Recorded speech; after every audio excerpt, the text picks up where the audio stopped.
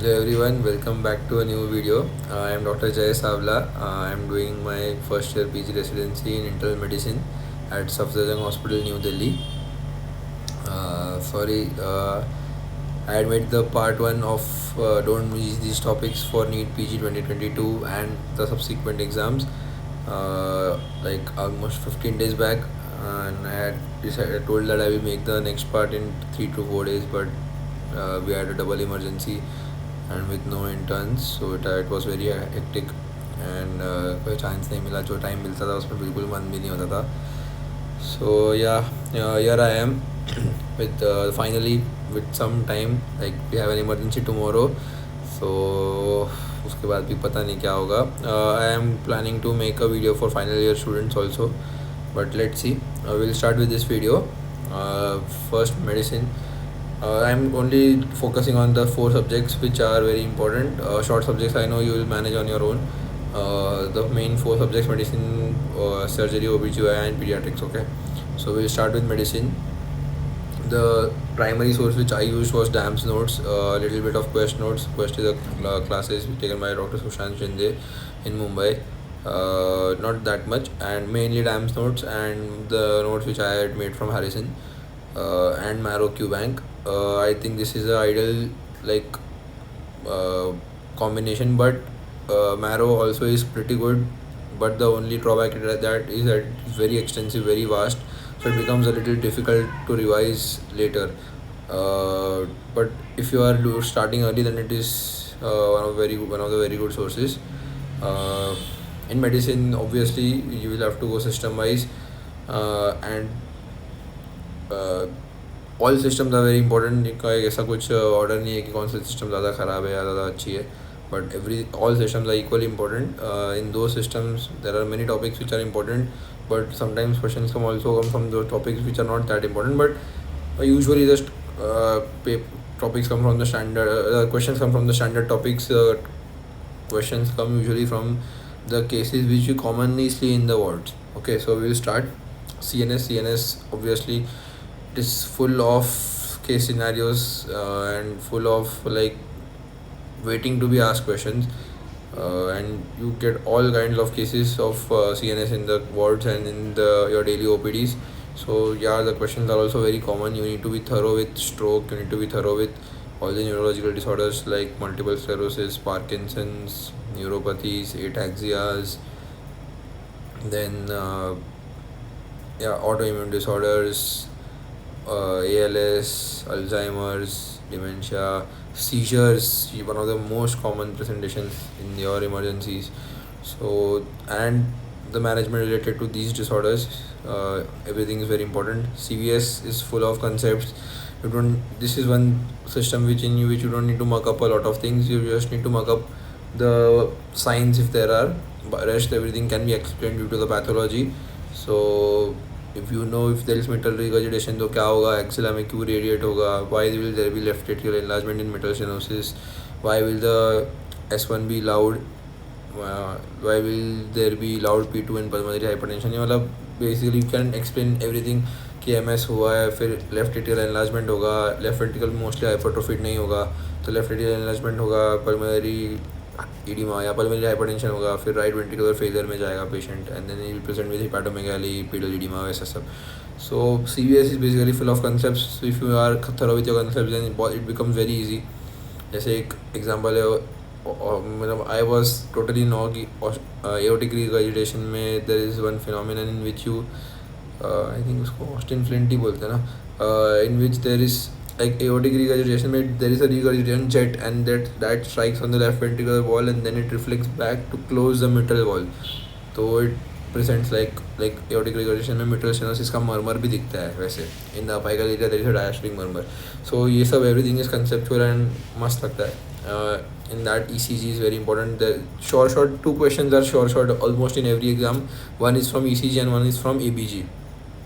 These two should be totally on your finger tips, but ये नहीं है कि बहुत डिटेल्स में जाना है.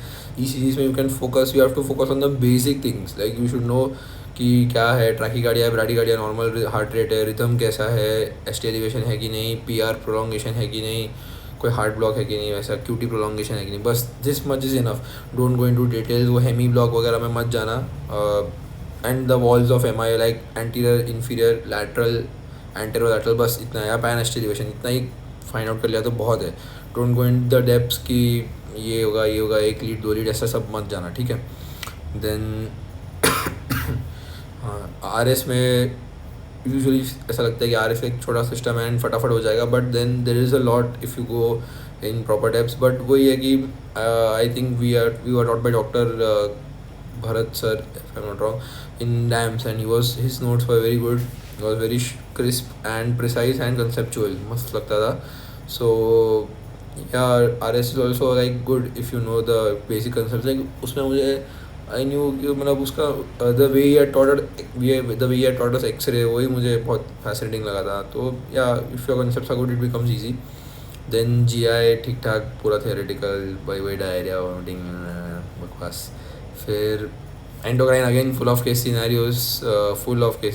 You have to know the key points of all the features like Cushing's में क्या क्या you will expect, Addison's में you will क्या क्या expect. Then if sodium is low, potassium is high, person is coming with low blood pressure, first मतलब बाकी सब छोड़ के जो भी है एंडोक्राइन का अगर तुझे पता है क्वेश्चन है तो एडिसन्स जैसे दिमाग में आ ही जाना चाहिए, क्योंकि इंडिया में तो काम कॉमन भी है अभी. जो there are many cases like in the wards and in emergencies we get कि जिन्होंने लॉन्ग टर्म स्टेरॉइड लिया रहता है, दे डोंट इवन नो कि some homeopath Ayurveda doctor is giving them steroids. then they stop the medication, then they'll end up in renal failure, renal crisis, and that presents classically with hypotension, low sodium hyperkalemia और वो सब, ठीक है. तो ये सब मतलब अच्छा रखो, एसिडोसिस वो सब, ठीक है. देन आई थिंक क्या है अभी, एंडोक्राइन हो गया. हाँ, acid base balance. ABG is like every morning our life starts with ABG and at night it ends with ABG. You should know ABG in and out. If someone is planning to take up medicine, don't expect कि तुझे ABG नहीं आता है and तू medicine कर लेगा, नहीं हो पाएगा. वैसे भाई मतलब ABG तो ये समझ लेते हैं ब्रेड बटर है मेडिसिन का. फटाफट डायग्नोस करना आना चाहिए कि क्या है प्राइमरी मेटाबॉलिक एब्नॉर्मलिटी, क्या है रेस्पिरेटरी एसिडोसिस है, मेटाबॉलिक एसिडोसिस है, अल्कोलोसिस है, क्या डिफरेंशियल है, what can be the cause, diarrhoea है तो फटाक से दिमाग में आना चाहिए कि मेटाबॉलिक एसिडोसिस ही होगा, वॉमिटिंग है तो मेटाबॉलिक अल्कोलोसिस ही मेन चांसेस है. If a patient of COPD is coming तो CO2 नार्कोसिस से रेस्पिरेटरी एसिडोसिस होता है. ये सब फटाफट ABG में पिकअप करने को आना चाहिए, ओके. एंड वो जो करेक्शन वगैरह रहता है, compensation, that also keep in mind. Triple disorders can be asked but very rare because you are not allowed to use a pen, so it becomes a little difficult. Mainly primary या mixed वाले ही बहुत आएंगे बस. Then renal again related to all these things, उसमें भी CVS renal ये हम लोग को आई थिंक श्रीनाथ सर ने सिखाया था टाइम्स में, एंड उनके भी नोट्स काफ़ी अच्छे थे.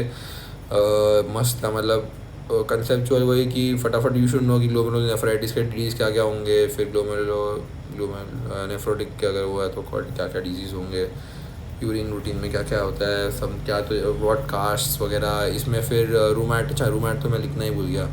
हाँ, rheumat also is a very important topic in medicine. There are a lot of questions coming from rheumat, like क्योंकि अभी प्रेजेंटिंग भी बहुत है. इट इज़ लाइक अभी अवेयरनेस बढ़ रहा है लोगों में. Young women don't want to be like first. It is very sad to say, but India में काफ़ी निगलेक्ट होते थे. SLE सालों साल से है, नो वन यूज्ड टू बोलते थे ये तो ऐसी है वैसी है. But now young women come to you with joint pain, with rash, with photosensitive, with hair loss, with oral ulcers, and you should know कि हाँ ये SLE है भाई, तो इसका ANA टेस्ट करो एंड फटाफट थेरेपी स्टार्ट करो. नहीं तो if it becomes like in advance stages and threaten your life, it is life threatening, okay. Then comes my weakest subject, surgery. मेरा कभी ख़त्म ही नहीं होता था, पर ठीक है. And I used to like all entire पूरा एंड तक, I think even in NEET मेरा सबसे लो स्कोर सर्जरी में होगा. No matter it was it difficult और टफ, मेरा हमेशा से स्कोर कम रहता था. इसमें we start with general surgery, जिसमें I think the initial part I used to do from Marrow notes if I am not wrong. इसमें ऑल दीज सूचर्स, ट्रॉमा का, शॉक का इनिशियल गाइडलाइंस वगैरह, primary survey, secondary survey. I am so glad I don't have to do it. Instruments ये सब are it is very important, ठीक है. Then comes urology में also there were a lot of scenarios and lot of good question. Like it is a very short topic but a very high yield topic. Urethral trauma का हमेशा आता है कि कौन सा है, एंटीरियर प्रॉक्सिमल है कि डिस्टल है, वो बटरफ्लाई हेमाटोमा जो भी सब था। देन स्टेजिंग्स ऑफ आरसीसी, वो अरे भाई मैं कितना खुश हुआ, I am so happy, I don't have to mug up these things now. Staging वगैरह, उनका मैनेजमेंट कैसे चेंज होता है, एक्सेट्रा एक्सेट्रा, ठीक है। जूलॉजी का वही था। फिर G I also very vast. G I में I the main point I wanted to say was starting है तो हमारे अच्छे से हमेशा हो जाते because we start reading notes वो, बट जब तक एंड तक पहुँचते हैं वी आर ऑलरेडी टायर्ड। तो इसोफेगस, स्टमक, ये सब तो पैंक्रियास ठीक ठाक हो जाता है, लिवर सब। बट देन मेरा personally my neglected part was in lower most side, perineal का फिस्टुला, ये वो उसके सब अलग अलग। फिर रेक्टम, रेक्टोसिग्मा, एनल कैंसर और all those topics, don't neglect them.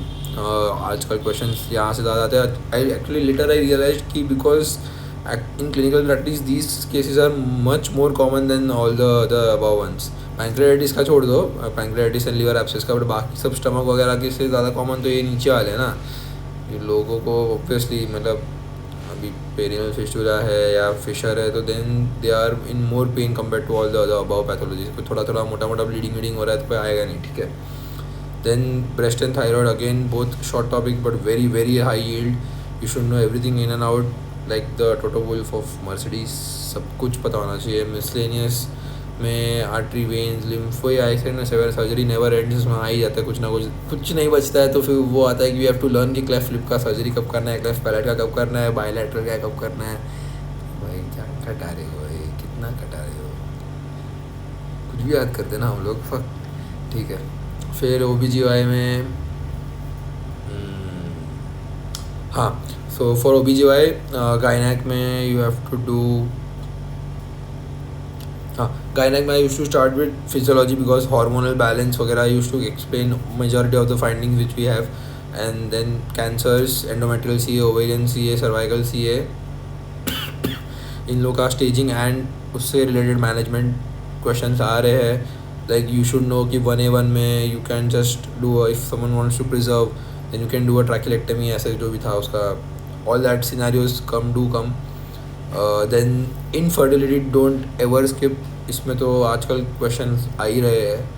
instruments, procedures like pap smear, hysteroscopy, pap smear के भी questions आते हैं।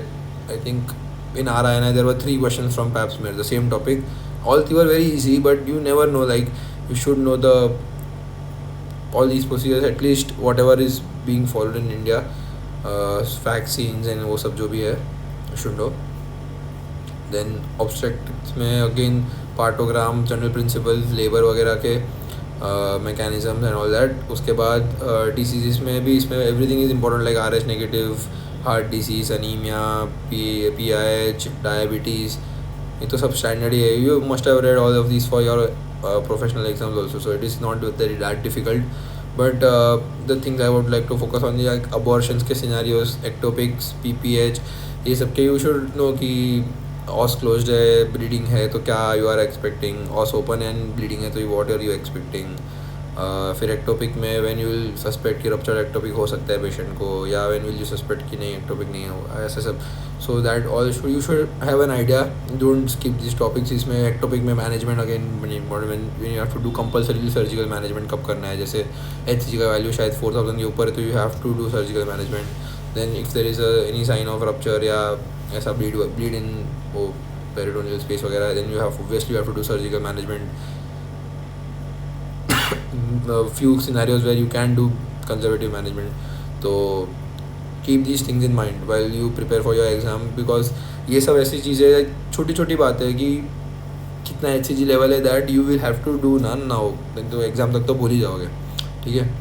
फिर paediatrics, again the same general paediatrics, milestones, neonatology and growth, ये सब पूरा जनरल में आ जाता है। उसके बाद you start with specific disorders, genetics disorders इसमें ऊपर इंपॉर्टेंट है। Torch infections are very important, congenital infections. Then system wise इसमें CVS के वो सब में तो कम ही है, RS में काफ़ी, सॉरी CVS में तो काफ़ी है, सिनारियोज भी है, एक्सरे वगैरह। फिर nephro, endocrine and nutrient deficiencies, do it well, like you should no vitamin deficiency सबके साइन, अगर मोनोन्यूक्लियोसिस, एंगुलर स्टोमाटाइटिस वगैरह से आ रहा है पेशेंट, तो राइबोफ्लोविन डेफिशिएंसी फटाक से स्ट्राइक होना ही चाहिए. ब्लीडिंग गम्स वगैरह से आ रहा है, जॉइंट पेन्स कर भी होना ही चाहिए, like that. Okay. Skeletal deformities से आ रहा है तो रिकेट्स होना चाहिए, not some rare disorder. First rickets in India, you have all these things coming day in and out. Nutrient deficiency are very common. Short subjects में I have not written anything, but जैसे मैं बोल देता हूँ जो मुझे याद आया है फटाफट. आई डोंट नो वीडियो लंबा हो रहा है कि नहीं. ठीक है, लंबा हो जाएगा तो होने दो. बेसिकली शॉर्ट सब्जेक्ट में first I will go with ortho. नहीं, रुक रहा हूँ, थोड़ा ईजी करते पहले.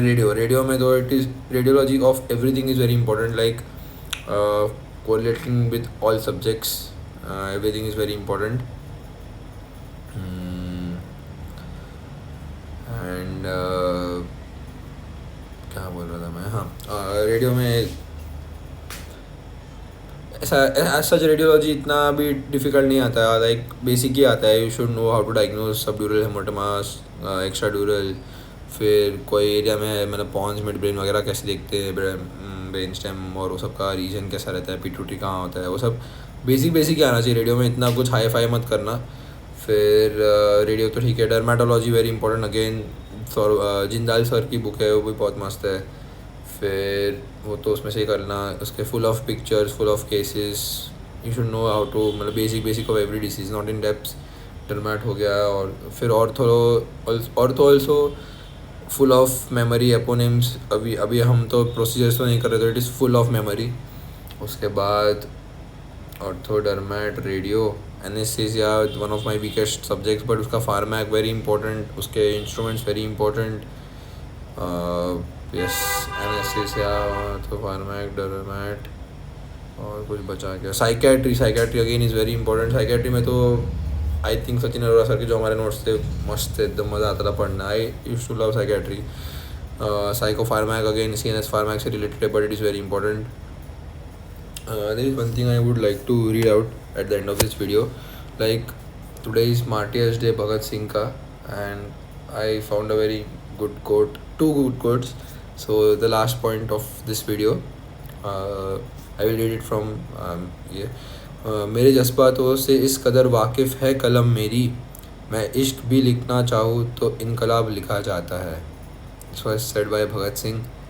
And one more is in Marathi. Please bear my Marathi, it is quite weak, but I will try. माझा मृत शरीर माझा मृत शरीर स्वीकारायला तू येऊ नकोस आई, तू आलीस तर तू रडशील आणि लोक म्हणतील भगत सिंगची आई रडते आहे. तो बेसिकली ट्रांसलेशन इज की please don't come to accept my mortal remains. If you come, you will cry, and then people will say that you are crying, and I won't like it. I have to read about him. Anyways, all the best for your exams. Keep studying, keep working hard. I'm sure you will do well, and I can also assure you that once you clear these exams, you are going to have a good life, a very fulfilling life. All the best. Do like, share and subscribe to this video if you find it useful. Subscribe to this channel if you find it useful. अभी तो मुझे याद भी नहीं है क्या चल रहा है उधर, पर ठीक है. All the best. Bye.